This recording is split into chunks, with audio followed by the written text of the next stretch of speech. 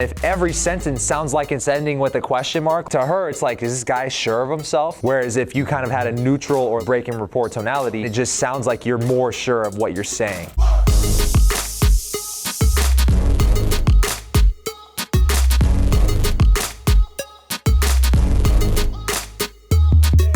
I'm trying to speak from my diaphragm. I'm trying to learn that. I want to talk deeper, not nasally, but I want to say these in the right tonality. What is it? Why do you care about talking deeper?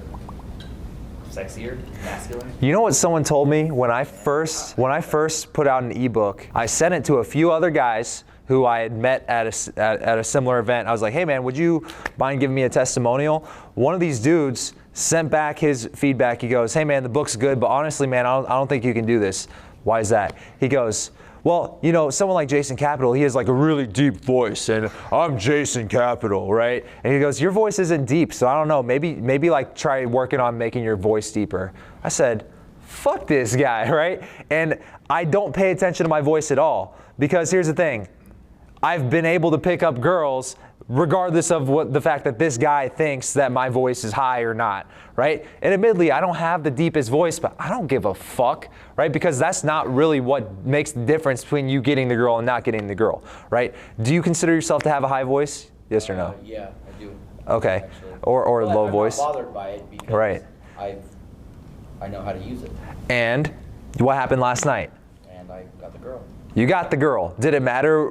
Did you have to change your voice and talk like this? Because I'm Josh and I have a deep masculine voice. No, that happened this morning after I woke up next to her. I can attest to voice may or may not make that much difference. I mean, I don't get all the girls for a deep voice, but it helps. Yeah. I think more important than the bass of your voice is the commandingness of your voice, right? How much conviction you speak with.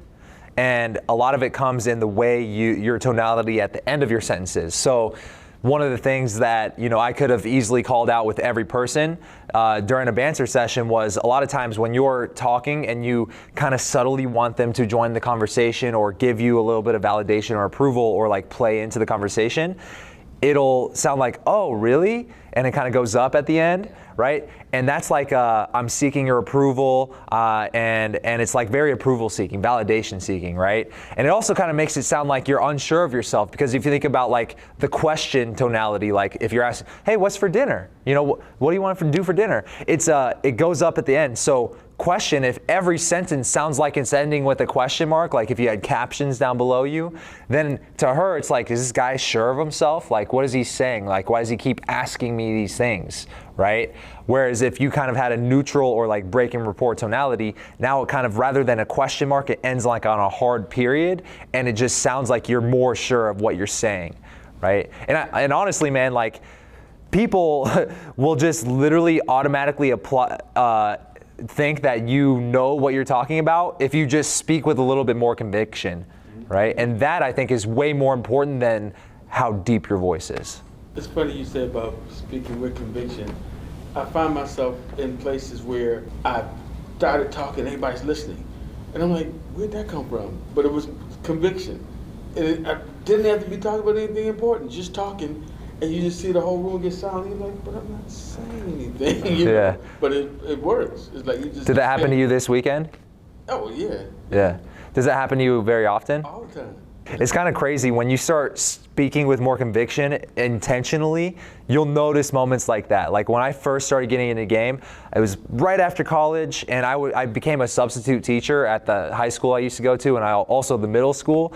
And I used to have those moments when I was like, I'd be talking even during a break, and I'd kind of mid-sentence realize, holy shit, I'm the only one talking in this room, and 10 people are just fully staring at me like everybody right now, right? And those things just start to happen to you when you start speaking with more conviction, because people who have conviction, they're sure of themselves. And so many people are just looking for some direction, for some certainty, that the moment someone shows a little bit of it in the way that they speak, they listen. It's just like a natural habitual thing, right? And so again, this goes into decisiveness, traits of leadership, right? Guys who are high value, have positive traits of leadership, they're leaders of other men.